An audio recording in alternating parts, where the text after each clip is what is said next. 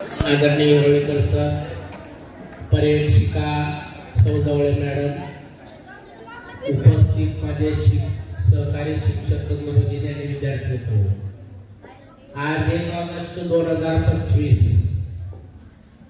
हा एक विलक्षण योग आहे. 1 ऑगस्टला लोकमान्य बाळ गंगाधर टिळक यांची पुण्यतिथी असते आणि लोकशाही साहित्यरत्न कॉम्रेड अण्णाभाऊ साठे यांची जयंती असते. दोन्ही ही एक लोकमान्य आहे, एक लोकशाहीर आहे. लोकमान्य बाळ गंगाधर टिळक हे लोकनेतृत्व आणि लोकमान्यता लाभलेले नेते होते. लोकनेतृत्व आणि लोकमान्यता लाभण्यासाठी व्यक्तीच्या ठायी लोकोत्तर गुणवत्ता असावी लागते. आदर्श नेता हा बुद्धिमान, धैर्यवान, त्यागी असावा लागतो. बुद्धिमान व्यक्ती नीतिमान असणं, नीतिमान व्यक्ती धैर्यवान असणं आणि धैर्यवान व्यक्ती त्यागी असणं खरोखर शक्य आहे का? एवढी गुणसंपदा एकाच व्यक्तीच्या ठायी असू शकते का? असू शकते. याचे उदाहरण देता येतील. लोकमान्य टिळक, लोकशाहीर अण्णाभाऊ साठे, डॉक्टर बाबासाहेब आंबेडकर, गोपाळ गणेश आगरकर, महात्मा गांधी. भारत हा जेव्हा निर्दल, निशस्त्र, निसैनिक आणि परतंत्र होता आणि ब्रिटिश साम्राज्यशाहीचा जेव्हा मध्यांकाळ सुरू होता, त्यावेळेला ब्रिटिश साम्राज्यशाहीला जबरदस्त हादरा देणारा आशिया खंडातला पहिला पुढारी म्हणून जग लोकमान्याला ओळखते. लोकमान्यांचा जन्मच मुळी 1856 23 जुलै. ज्या वेळेला 1857 बंडाची तयारी केली जात होती, बंड, अन्यायाविरुद्ध लढा, पराक्रम असे शब्द लोकमान्यांनी गर्भावस्थेतच ऐकलेले होते. अगदी बालपणापासून ते हुशार होते. ते प्रश्न असे विचारायचे शिक्षकांना की शिक्षकांना सुद्धा उत्तर देता यायचे नाही. आता तुम्हाला एक मी प्रश्न विचारणार आहे आणि त्या प्रश्नाचं उत्तर मला अजून मिळालेलं नाही. असा एक प्रश्न टिळकांनी शिक्षकांना विचारला. ते म्हणले 21 हा शब्द आपण मराठीत उच्चारताना एक पहिल्यांदा येते, 20 नंतर येते आणि तो शब्द इंग्लिश मध्ये उच्चारला तर 21 म्हणजे 20 पहिल्यांदा येते, नंतर काय? म्हणजे इतके जिज्ञासू आणि चाणक्ष कळत होते. कुणीतरी सांगितलं की वर्गात शेंगा पडलेले, शेंगा खाल्लेले, टरफल पडलेले आणि हा टिळकांचा उद्योग आहे असं कुणीतरी तक्रार केली शिक्षण मंडळी. तर मान्यताने टिळकाने उत्तर दिलं की मी शेंगा खाल्लेल्या नाही, मी टरफले उचलला. म्हणजे अन्याय सहन न करण्याची गोष्ट जी आहे ती टिळकांच्या स्वभावात. टिळकांचे गणित आणि संस्कृती अतिशय आवडीचे विषय. गणित आणि संस्कृतीमध्ये त्यांना पैकीच्या पैकी गुण मिळायचे, पहिल्या क्रमांकाने उत्तीर्ण व्हायचे. आता आपल्या स्टेजवर सुद्धा बघा, गणिताचे हेडमास्तर आहेत आणि पर्यवेक्षक संस्कृतचे आहेत. गणित टिळकांना प्रश्न विचारला की गणित आणि संस्कृत तुम्हाला काय मार्क्स जास्त मिळतात? तर ते म्हणजे गणित आणि संस्कृत मध्ये मला साम्य आढळलं. गणित आणि संस्कृत मध्ये अचूकतेला महत्व आहे, ढिलेपणाला अजिबात वाव आहे आणि मला हे आवडतं आणि म्हणून मला गणित आणि संस्कृत मध्ये मार्क्स चांगले मिळतात. म्हणजे त्यांच्या या अभिप्रायामध्ये त्यांनी जे पुढे जाऊन श्रीमंत अशा प्रकारचं लेखन केलं, त्याचं रहस्य सापडलं. टिळक जर भारत स्वतंत्र असता तर आजन्म गणित आणि संस्कृती प्राध्यापक राहिले असते.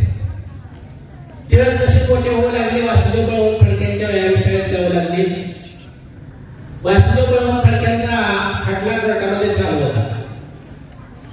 हा खटला ऐकण्यासाठी टिळक आणि आगरकर न्यायालयामध्ये जायचे आणि काय म्हणलं तर वासुदेव बळवंत फडके हारले. टिळकाने विचार केला की हा थोर देशभक्त का हारला. आणि दोघांच्या मनामध्ये विचारचक्र सुरू झालं की वासुदेव बळवंत फडकेंच्या मागे लोक नावाची शक्ती उभी राहिली नाही.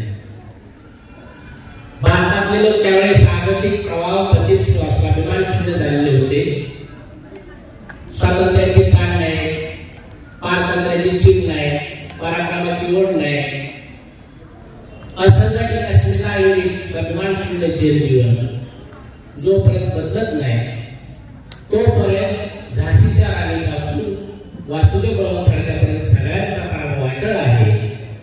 अशा प्रकारचा तर्क लोकमान्यांनी काढला आणि त्यांनी ठरवलं की लोक नावाची शक्ती आपण जागृत केली पाहिजे, लोकांमध्ये जनजागृती केली पाहिजे, लोकांमध्ये अन्यायाविरुद्ध वाचा फोडली पाहिजे, ब्रिटिशांविरुद्ध लढा करला पाहिजे.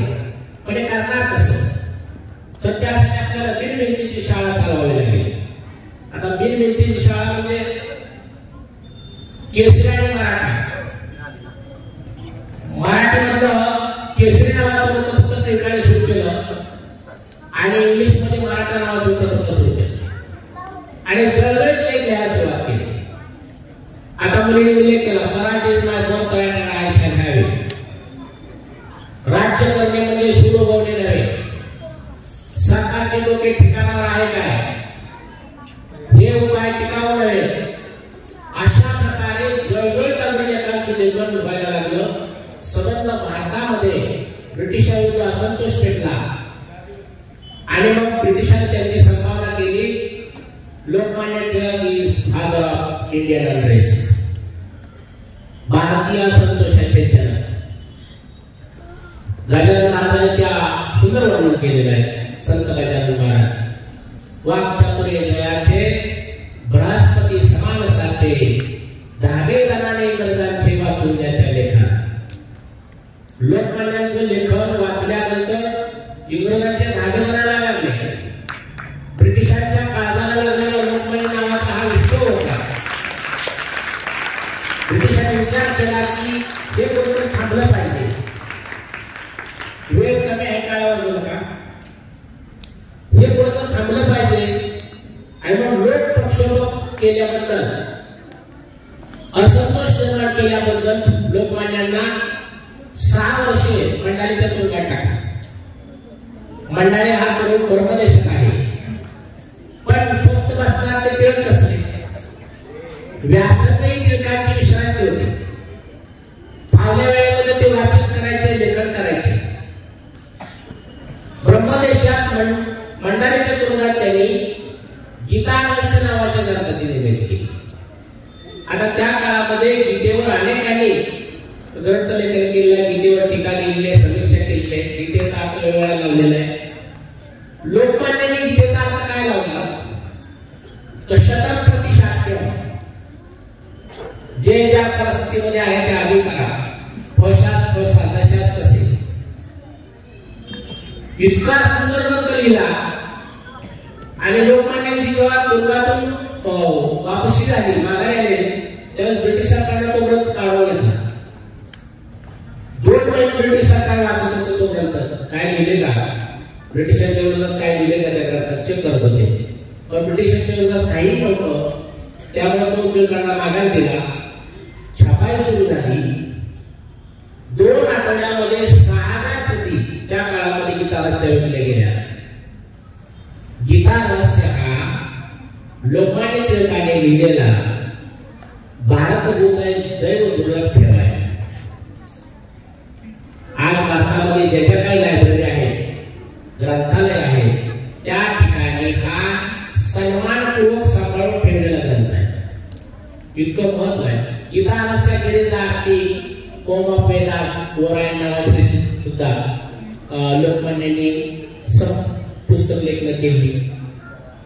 पण लोकमान्य टिळक हे सगळे गुण होते. 1905 ते 1920 हे टिळक मानलं जातं. या काळामध्ये नवचेतना देण्याचं काम, थंड पडलेल्या भारतीय समाजाला ऊब देऊन जागृत करण्याचं काम लोकमान्यांनी केलं. हे सगळं करत असताना लोकमान्य टिळकांचं अजून एक वैशिष्ट्य सगळ्यात महत्वाचं आहे. की प्रचंड अशी स्थितप्रज्ञता. संकट किती मोठे उद्या कायम स्वरूपी अविचल राहणारा व्यक्ती नको. 1907 ला सुरत काँग्रेस फुटली. अतिशय विनायक पद्धतीने मांडणं झाली सुरतच्या अधिवेशनामध्ये. जहान आणि मवाळी एकमेकावर तुटून पडले आणि सगळे समोर मांडणं होती चालू. आणि लोकमान्य टिळक काय करत होते तर ही सुपारी खात मांडणं शांतपणे बघत होते. काही कोणाला बोलले नाही. आणि जेव्हा वादावादी संपली थोडा वेळ गेला की लोकमान्य टिळकांनी अरविंद घोषांच्या उपस्थितीमध्ये पुन्हा नव्यानं सुरतमध्ये काँग्रेसची सभा बोलवली. कोणत्या वेळा काय करायचं हे लोकमान्य टिळकांना निश्चित माहित असायचं. अजून एक लोकमान्य टिळकांचा एक मुलगा प्लेगनं वारलेला होता आणि दुसरा मुलगा अंतरुणाला खेळलेला होता. म्हणजे तो सिरियस होता. आणि लोकमान्य टिळक काय करत होते तर त्या परिस्थितीमध्ये केसरीचा अग्रलेख लिहिण्याची जबाबदारी लोकमान्य टिळकांना आली. म्हणजे एक मुलगा प्लेगनं वारलेला असताना एक मुलगा अंतरुणाला